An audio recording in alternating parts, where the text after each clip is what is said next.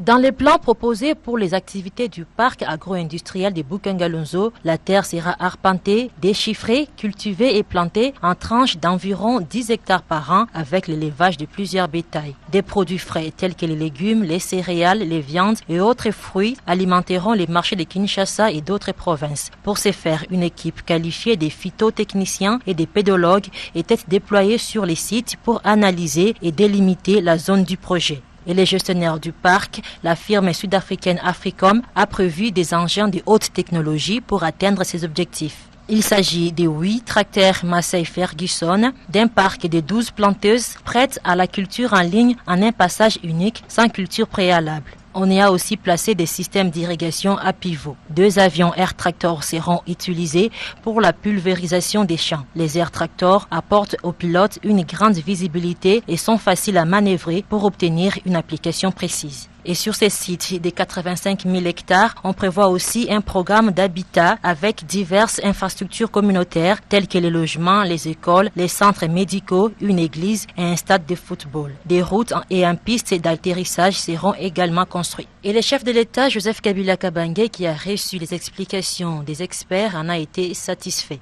Le projet du parc agro-industriel de Bukangalonzo, qui a commencé avec la signature d'un contrat en février 2014, va s'exécuter en 5 ans et les premières récoltes sont attendues pour le premier trimestre de l'année 2015.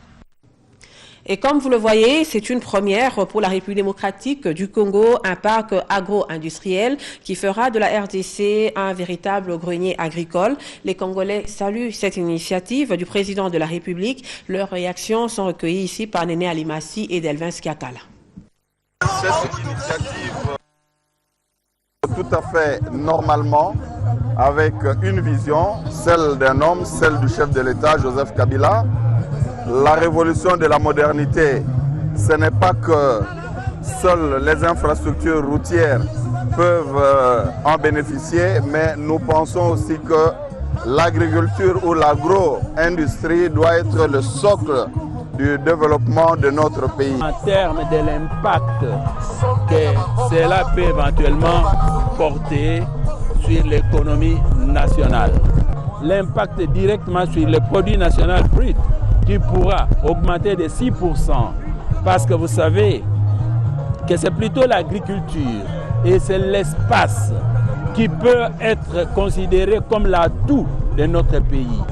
Mais je pense qu'aujourd'hui, on ne va pas vraiment mesurer la portée de cet événement, en réalité, parce que bon, on penserait peut-être à une simple manifestation, mais c'est une journée qui restera dans les annales de la République, parce que ce qui vient d'être réalisé ici, c'est quelque chose qui n'a jamais été fait. Non pas seulement au Congo, mais dans beaucoup d'autres pays africains d'ailleurs. Parce que faire un parc agro-industriel de 80 000 hectares, je ne sais pas si vous imaginez, à titre d'exemple, la ville de Paris, que certains d'entre vous connaissent, fait 11 000 hectares, vous voyez à peu près. Donc, c'est-à-dire que c'est un projet vraiment très grand. Et je ne sais comment, au nom de mien, comment remercier les chefs de l'État. Parce qu'un jour, l'histoire retiendra que quelqu'un avait mis ce pays sur le rang et il avait combattu sérieusement, pas dans des discours, l'insécurité alimentaire dont on souffre. On a entendu parler de parcs, mais aujourd'hui, la modernité nous amène à un parc agro-industriel. C'est du visible, c'est du palpable, et ça, l'essor agricole et industriel est tout à fait assuré. La province du Bandundu est en vedette. Le président de la République a vu juste. Et désormais, nous sommes partis. Le peuple congolais peut se frotter les mains pour dire que le développement aussi pourra partir de ces autres minéraux, entre guillemets. Et dans un autre registre, la situation sécuritaire au Nord Kivu avec la découverte d'une grande quantité d'armes et munitions dans des caches découvertes dans la région des Tchanzu, les conflits communautaires entre les Pygmées et les Balubakat au Katanga, ainsi que la situation des otages détenus par l'Alliance des forces démocratiques ADF. Autant de points inscrits à l'ordre du jour du point de presse hebdomadaire de la mission des Nations Unies pour la stabilisation de la République démocratique du Congo. Compte rendu Annie Peya et Muriel Sam. Au cours de ce point de presse hebdomadaire, la MONUSCO a annoncé la découverte d'une grande quantité d'armes et munitions dans des caches découvertes dans la région de Tchanzu, au nord Kivu, par les casques bleus lors de leur patrouille. À ce sujet, la mission onusienne souligne que ces armes et munitions ne sont pas récentes compte tenu de leur qualité. Elle ne confirme donc pas la réorganisation du M23 dans cette contrée. Toujours en rapport avec la situation sécuritaire, le Katanga est dominé par des conflits communautaires ainsi que des actes de banditisme. Des miliciens pygmées ont tué 3 femmes appartenant à l'ethnie Balubakat au village Sangé. Suite à ces meurtres, des miliciens Balubakat ont en retour mené une incursion dans le village Louisi à Kabalo et incendié 17 maisons. Autre fait relevé, les otages détenus par les ADF. Malheureusement, la MONUSCO n'a pas des chiffres exacts étant donné que la localisation de ces derniers nécessite la combinaison des informations provenant des drones mais aussi des troupes déployées sur le terrain. Entre-temps, les redditions continuent dans toutes les provinces. La démission de Mary Robinson de ses fonctions de l'envoyé spécial du secrétaire général des Nations Unies pour les Grands Lacs a été évoquée. Selon la MONUSCO, elle va répondre à ces nouvelles fonctions axées sur les changements climatiques. Et puis, l'inspecteur provincial de la police nationale congolaise, le général Célestin Kanyama, a présenté ce mercredi une nouvelle équipe d'autorité de la PNC de la ville de Kinshasa. Celle-ci est chargée de chapeauter différentes opérations relatives à la bonne marche des activités à travers la ville-province de Kinshasa. C'était au cours d'une parade tenue au camp Lufungula. Vous suivrez les images d'ici la fin de ce journal. 433 milliards de francs congolais attendus des régies financières pour ce mois de juillet 2014 et l'ensemble des régies financières promet d'atteindre ce montant. C'est ce qui ressort de la réunion sur l'évaluation et mobilisation des recettes présidée par le vice-ministre des Finances Roger Chulungu. Rita Bitotashikai pour le compte rendu.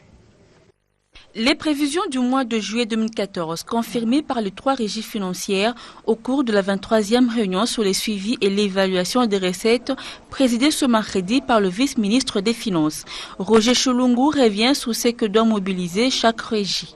155 milliards de francs congolais pour la DGDA, 35 milliards de francs congolais pour la DGRAD et 243 milliards de francs congolais pour la DGI.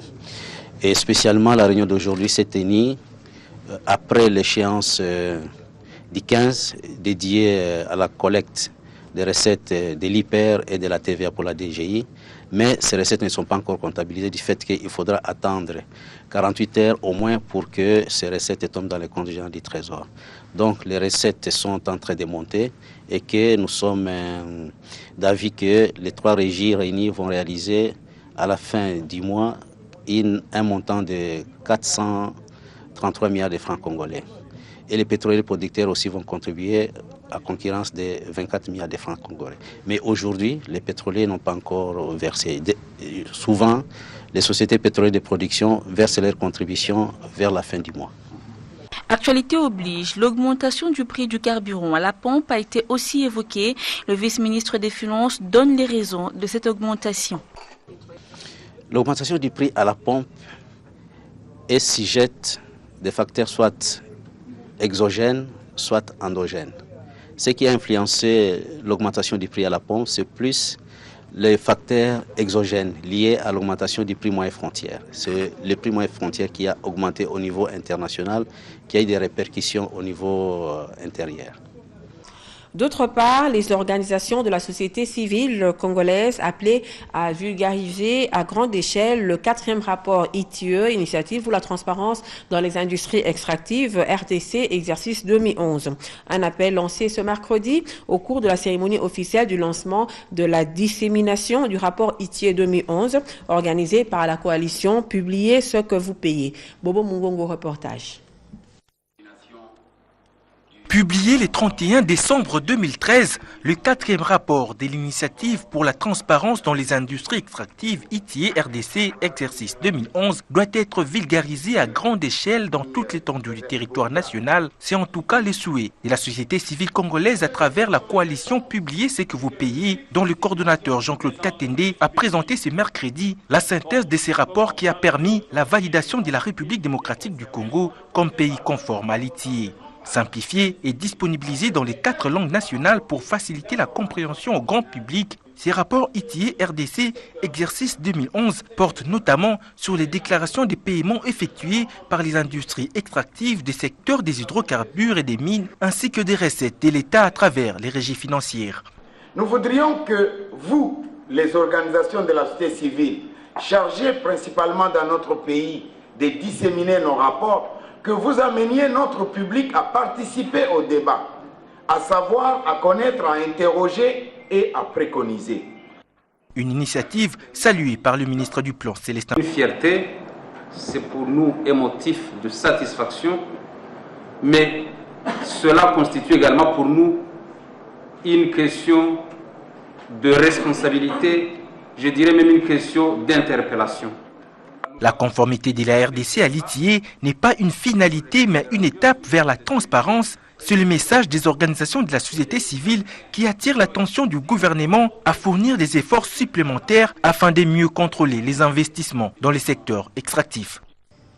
Et puis, toutes les déclarations des produits d'assises se feront plus que dans le système douanier informatisé Sidonia World. La décision est de la Direction générale des douanes et assises, la DGDA, qui a par ailleurs formé à cet effet les déclarants délégués des différentes sociétés industrielles de la République démocratique du Congo. Nous y reviendrons en images. Les agents de l'inspection des finances et ceux de la direction provinciale de mobilisation et d'encadrement des recettes du Sud Kivu ont suivi une formation sur l'utilisation de l'outil informatif, initiative soutenue par le gouverneur de province Marcelin Tchishambo à travers le projet de renforcement des capacités en gouvernance PRCJ. L'objectif est d'accroître la mobilisation des recettes au Sud Kivu. Blaise Aïnda pour le reportage. Cette prestigieuse salle de la ville de Bukavu, chef-lieu de la province du Sud Kivu, est bondée de monde pour cette cérémonie de clôture de formation de plus de 100 cadres et agents du corps provincial de l'inspection des finances et de la direction provinciale de la mobilisation et d'encadrement des recettes. Tous sont maintenant outillés pour l'utilisation de l'informatique. Initiative qui s'inscrit dans le cadre du projet de renforcement de capacités en gouvernance, PRCG. Ils ont découvert les différentes applications en informatique et ont imbibé toutes les notions des bases. Le gouverneur du Sud Kivu, Marcelin Tchishambo Roya, président du projet de renforcement de capacités en gouvernance, l'autorité rappelle qu'il était urgent de procéder à la formation des membres de l'inspection des finances et de la direction provinciale de mobilisation et d'encadrement des recettes, car celle-ci leur permettra d'accroître les recettes provinciales par l'usage de l'outil informatique. Un véritable changement de mentalité. Il s'en suivra une remise de brevets aux apprenants qui, à leur tour, se sont dit à épauler l'autorité provinciale pour cette tâche salvatrice pour la province. Le Sud Kivu a besoin d'argent et d'agents bien formés pour récolter les recettes permettant de financer les travaux de reconstruction de la province. La journée du 16 juillet pour l'édition foraine 2014 est dédiée à la province orientale, occasion offerte à cette province pour démontrer à la face du monde ses différentes potentialités afin d'attirer davantage les investisseurs à venir explorer ces terres. Le secteur de l'aviation est l'une des préoccupations du gouvernement provincial. Reportage Elda Alongsassa et Olivier Abidi.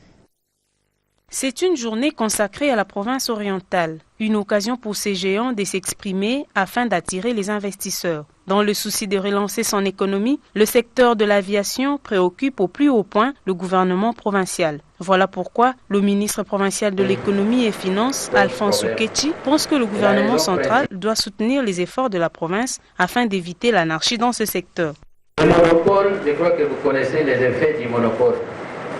Ça crée un peu de l'anarchie parce qu'il se trouve seul maître à bord. Mais je ne pense pas qu'on devrait renvoyer la responsabilité de ces monopoles à la province. C'est un problème que nous devons, comme vous avez dit vers la fin, que nous devons résoudre ensemble, au niveau tant provincial que national. La province orientale a besoin qu'on lui prête main forte, a déclaré le commissaire provincial en charge de l'économie, Yolande Bongo. Ce message et inviter les autres à venir prêter main forte au gouvernement provincial. Il y a une vision politique qui est en place, il y a un cadre fédérateur qui est mis en place, mais il faut des moyens. Mais le gouvernement ne pourra rien faire seul si les autres investisseurs, hommes d'affaires qui se retrouvent à travers le monde entier ne peuvent arriver et prêter main forte. Avec ses différentes potentialités, la province orientale offre aux investisseurs des opportunités considérables.